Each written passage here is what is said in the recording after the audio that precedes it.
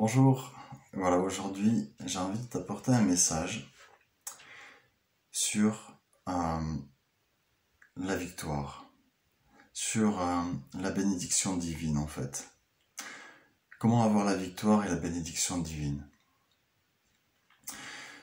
Tu sais, quand on va partir, on va prendre un exemple en fait, puisque Paul dit que tout ce qui est arrivé dans l'Ancien Testament, c'est arrivé pour nous servir d'exemple. Donc on va prendre une histoire dans l'Ancien Testament, et cette histoire c'est l'histoire de David et du roi Saül et de Michal.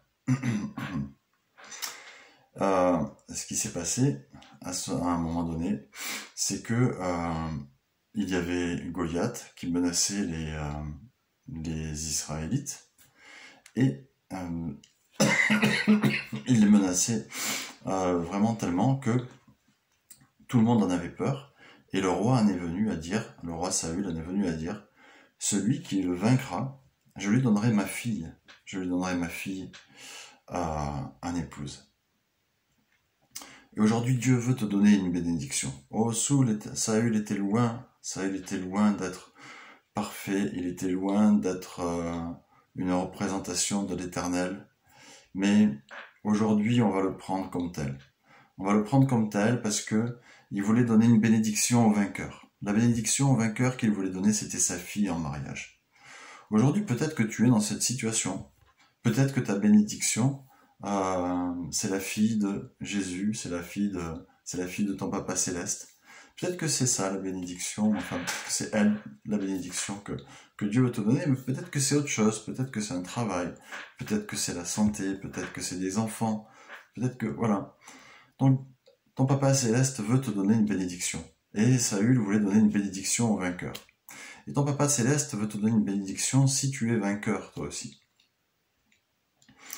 Et c'est de ça qu'on va parler aujourd'hui. Comment être vainqueur? Alors David, le futur roi David, quand il a entendu cette chose-là, les soldats lui ont dit, oui, celui qui le vaincra aura la fille du roi comme épouse. Michal, lui, ah oui, mais c'est qu'elle me plaît beaucoup. C'est peut-être ce qui s'est pensé dans sa tête, mais en tout cas, la chose principale qui s'est passée dans sa tête, je crois pas que c'est vraiment ça. Je crois pas. Bon, bien sûr, je pense que David devait avoir des sentiments pour Michal, mais je crois vraiment que ce qui a motivé David à aller chercher la victoire, c'est parce que Goliath, le Philistin, a insulté l'Éternel, il a insulté l'armée de l'Éternel, il a insulté Israël, il a insulté son peuple. Donc ça, David ne peut pas laisser passer, il ne peut pas laisser passer le fait qu'on insulte son Dieu, qu'on insulte le peuple de son Dieu et qu'on insulte l'armée du peuple de son Dieu. C'est hors de question. Jamais, jamais David ne pouvait laisser passer une chose pareille. Il avait tellement d'amour pour son Dieu qu'il ne l'aurait jamais laissé passer une chose pareille.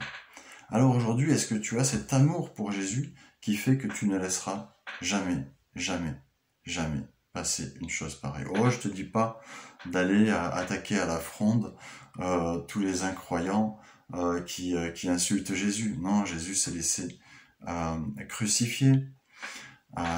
Pour nous, ce n'est pas pour que nous, derrière, on aille attaquer à la fronde les personnes qui ne croient pas en lui et qui l'attaquent ou qui nous attaquent parce qu'on est chrétien.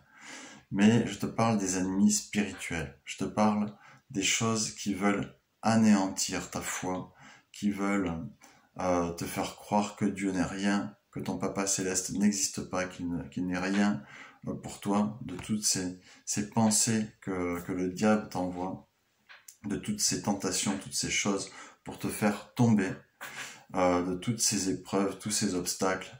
Ce sont tes Goliaths et tu vas les anéantir. Tu vas les anéantir par Jésus-Christ, par Yeshua, qui te donne la force, qui te donne la grâce de le faire. Qu'est-ce qu'a fait David premièrement? Tu sais, on a essayé de lui donner une armure, on a essayé de lui donner les armes du roi, on a essayé de l'équiper, on a essayé de l'embarrasser avec des choses qui ne lui vont pas. Et toi, aujourd'hui, quand tu vas rentrer dans ta vie chrétienne, dans ta marche chrétienne, on va te dire, tu dois respecter ci, tu dois respecter là, tu dois faire ci, tu dois faire ça, etc. On va te mettre des choses, les gens vont te mettre des fardeaux sur les épaules de ce qu'ils pensent être nécessaire pour la marche chrétienne. Mais ils se trompent, ils n'écoutent pas le Saint-Esprit. Aujourd'hui, le Saint-Esprit veut te dire quelque chose. J'avais pas l'intention de faire un message aujourd'hui. Pas du tout. Mais le Saint-Esprit m'a parlé. Et donc, j'ai reçu cette chose. Tu sais, David est allé au torrent. Il est allé vers l'eau. Et l'eau est une symbolique du Saint-Esprit. Et il est allé là. Et il est allé choisir 5 pierres. 5. Pas 2, pas 3, pas 4. 5. À l'époque, que pouvaient représenter ces 5 pierres? Et ces 5 pierres étaient lisses. Elles étaient vraiment faites pour rentrer dans le front de Goliath. Elles étaient vraiment prévues pour. Et c'est l'eau qui les avait polies ainsi. C'est l'eau qui les avait roulées, qui les avait travaillées. Et tu vois qu'il les avait pas laissés tranquilles, qu'il les avait vraiment polis, exprès et destinés pour ça. Destinés pour être une arme de victoire. Et donc, comme je te disais, cette eau est clairement une symbolique du Saint-Esprit. Ces cailloux aussi sont une symbolique. Ces cailloux peuvent représenter les 5 livres de la Torah. Parce qu'à l'époque, il n'y avait pas d'autres livres que les 5 livres de la Torah. Okay. À l'époque, tout ce qu'il y avait comme écrit, c'était la Genèse, Exode, Lévitique, Nombre et Deutéronome. C'est tout ce qu'il y avait. 5 livres, 5 pierres qui représentaient la totalité de la parole de Dieu à l'époque. David devait certainement connaître ces 5 livres sur le bout des doigts. Il devait les avoir mangés, il devait en avoir fait vraiment ses délices, quelque chose qui était dans son cœur, et quelque chose qui ne le laissait pas sans espoir, qui ne le laissait pas sans vision, et qui ne le laissait pas sans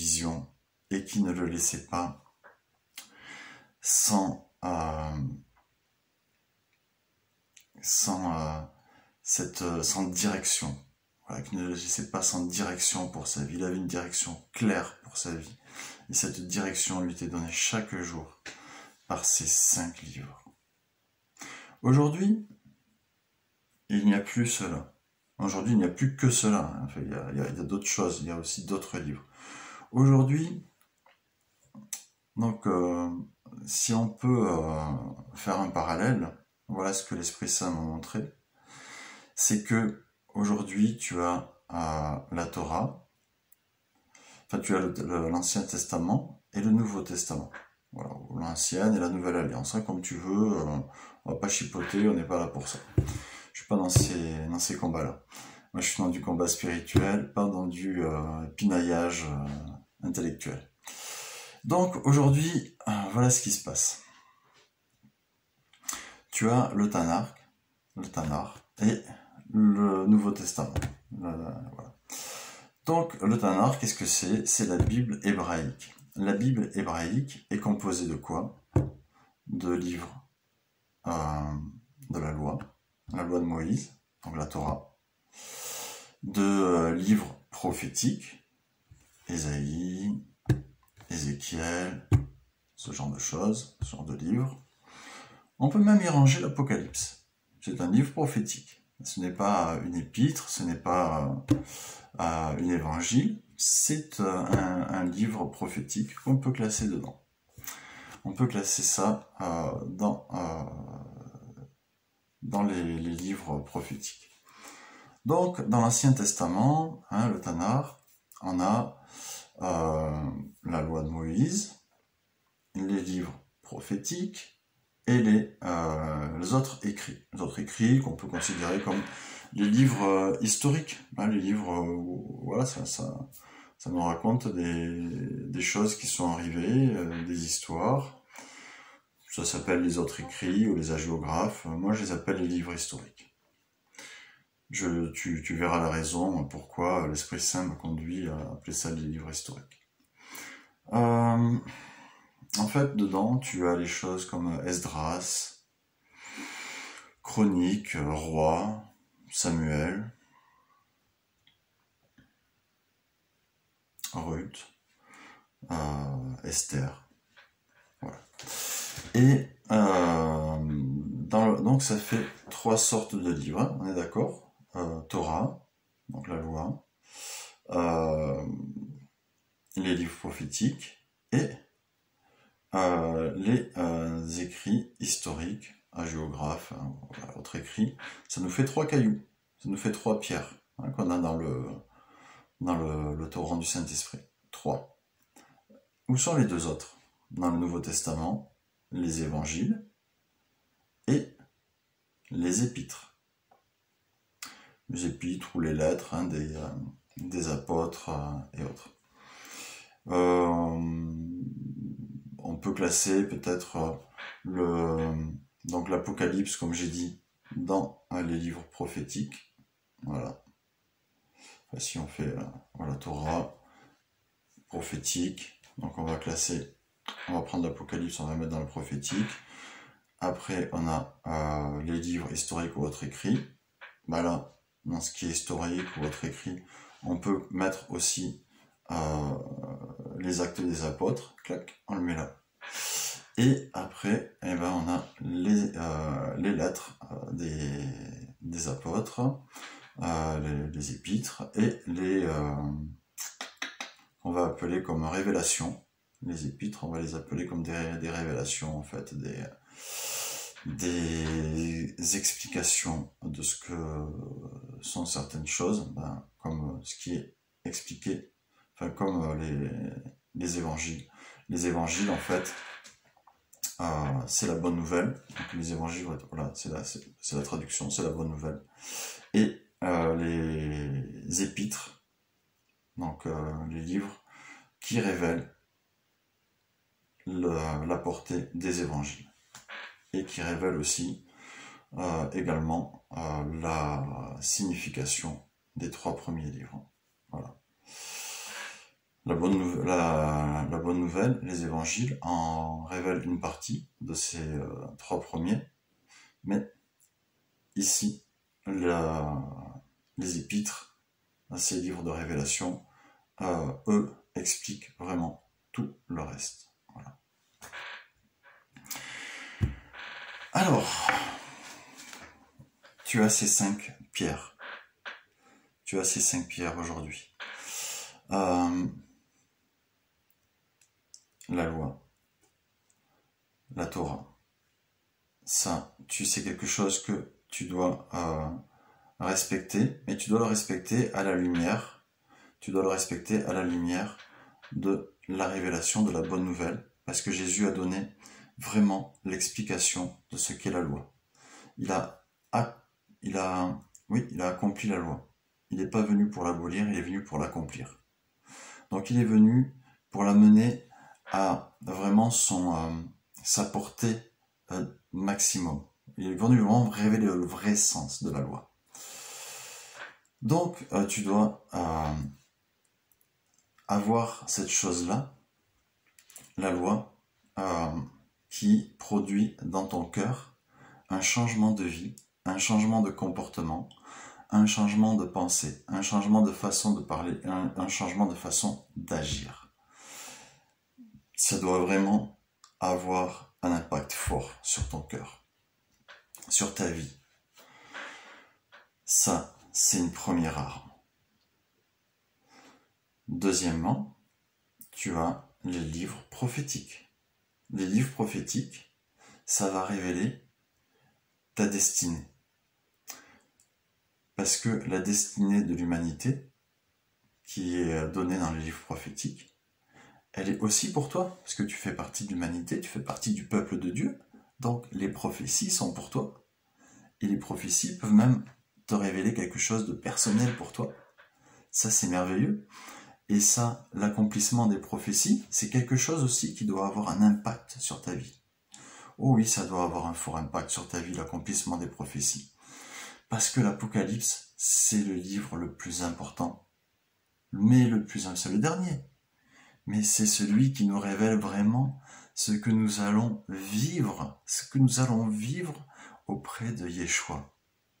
Donc ça, c'est vraiment une super bonne nouvelle pour les chrétiens. C'est pas un bouquin qui doit faire peur. Donc les livres prophétiques, ça doit t'engager dans une nouvelle façon de vivre. Ça doit transformer ton cœur, ça doit transformer ta façon de parler, ta façon de penser, ta façon d'agir et les actes que tu vas poser. C'est vraiment important. Tu dois avoir ces deux pierres-là, la loi et les prophètes. Tu dois vraiment avoir ces deux pierres bien roulées, bien polies dans le torrent du Saint-Esprit. C'est important que tu les aies dans ta besace quand tu vas sortir ta fronde pour abattre tes Goliaths. Troisième, donc les autres écrits, les écrits historiques. Tu dois vraiment apprendre à les connaître. Tu dois non seulement apprendre à les connaître, mais tu dois savoir comment, eux aussi, ils peuvent t'engager dans une nouvelle façon de vivre, une nouvelle transformation de ton cœur, une nouvelle façon de parler, une nouvelle façon d'agir, les actes que tu vas poser, parce que il est écrit que ce qui leur est arrivé, c'est arrivé pour ton exemple. Donc tu dois en tirer des choses merveilleuses pour ta vie. Tu dois pas dire, ah oui, mais c'était avant, et aujourd'hui, c'est différent, je dois faire autrement. Tu dois pas apporter ta culture dans le royaume. Ta culture ne doit pas supplanter la culture du royaume. C'est la culture du royaume, donc tout ce qui est l'héritage des croyants avant toi. Abraham, Isaac, Jacob, Moïse, David, tous les héros de la foi qui sont cités dans Hébreux, et tous les autres, même Paul, Jacques, Jean, tous, ils doivent être tes exemples. Oh, je sais, on va me dire oui, mais le meilleur exemple c'est Jésus. Bien sûr, bien évidemment. Mais tu dois t'inspirer de tous. Tu ne dois pas les mépriser. Et même les pères de l'Église. Je te recommande aussi d'apprendre l'histoire de l'Église. C'est quelque chose vraiment de... Je croyais que ça serait barbant d'apprendre ça. Mais j'ai trouvé des trésors. Et je te recommande de le faire. Cette pierre-là, je te promets cette pierre-là, mon ami. Elle doit vraiment, elle aussi, être roulée et polie dans le torrent du Saint-Esprit. Oui, laisse le Saint-Esprit rouler et polir cette pierre-là pour toi. Demande-lui de t'aider pour ça. C'est une arme puissante également. Notre arme puissante, alors on va mettre les évangiles ici. On va les mettre ici. La bonne nouvelle. La bonne nouvelle. Jésus est venu sur terre. Dieu est descendu de son trône de gloire pour venir s'incarner, donner sa vie pour toi, mourir pour toi, se sacrifier pour toi et ressusciter pour toi pour que tu aies la vie éternelle. Et ça, c'est pas merveilleux, c'est pas quelque chose qui doit te transformer. Ça, c'est quelque chose qui doit te transformer. Qui doit vraiment aussi transformer ton cœur, ta façon de penser, ta façon de parler, ta façon d'agir et les actes que tu vas poser dans ta vie. Ça doit vraiment être guidé aussi par cette pierre-là. Et les épîtres, les lettres des apôtres, ça aussi, c'est quelque chose qui doit te transformer. Parce que ils expliquent tout le reste. Ils t'expliquent comment tu vas utiliser les 4 autres pierres. L'importance qu'elles ont pour ta vie. Ils ont vraiment mis des pages et des pages. Imagine quand tu lis les 16 chapitres de la lettre aux Romains. Mais c'est une lettre. Mais c'est une lettre, mon frère. Mais toi, quand tu fais une lettre, même moi, je sais pas toi, mais moi, quand je fais une lettre à mes amis, si elle fait 2 pages, mais vraiment, je me suis éclaté, quoi. Tu vois? Mais par rapport à ce que Paul, il écrit aux Romains, mais ma lettre, elle est éclatée au sol, en fait, quoi. Parce que lui, quand il écrit à ses amis, mais ça fait pas, euh, ça fait pas 2 pages, ça fait des chapitres entiers. Donc ça aussi, c'est quelque chose qui doit vraiment, pour toi, être une pierre qui est une arme puissante, parce que c'est la révélation de tout le reste. C'est vraiment hyper important. Donc aujourd'hui, si tu as ces 5 pierres dans ta besace, que tu les laisses être roulées et polies par le Saint-Esprit, par le torrent du Saint-Esprit, je te garantis que la victoire, elle est à toi. La victoire et la bénédiction, elle est à toi. Michael, elle est pour toi.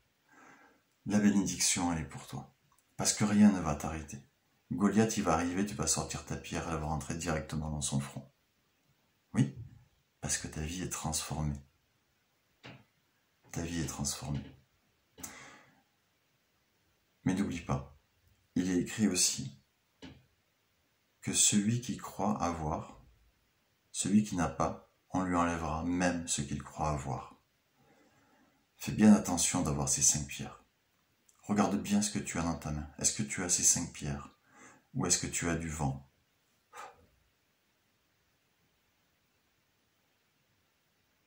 Donc on va prier. Papa, tu as voulu nous équiper, mais tu as voulu nous équiper par ton Esprit Saint. Tu n'as pas voulu nous équiper par des traditions, des choses qu'on veut nous faire adopter, des postures qu'on veut nous faire adopter parce qu'on pense que oui, c'est ça d'être chrétien. C'est bien d'être chrétien comme ça. Un chrétien c'est ceci, un chrétien c'est cela. Non.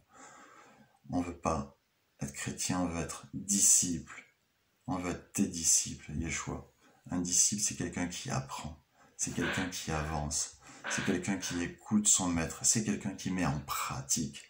Celui qui écoute et qui ne met pas en pratique n'obéit pas à Yeshua. Il n'est pas son disciple. Et nous, on veut être tes disciples, Yeshua.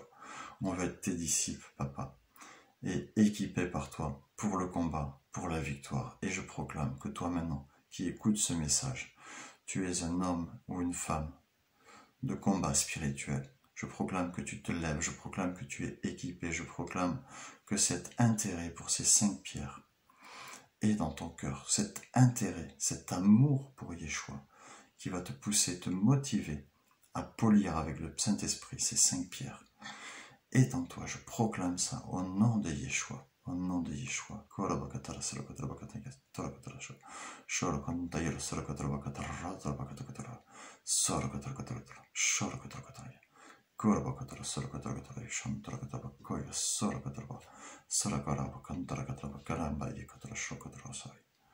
Oui, marche dans la victoire. Tu marches dans la victoire maintenant, mon frère, ma sœur. Alléluia. Sois béni.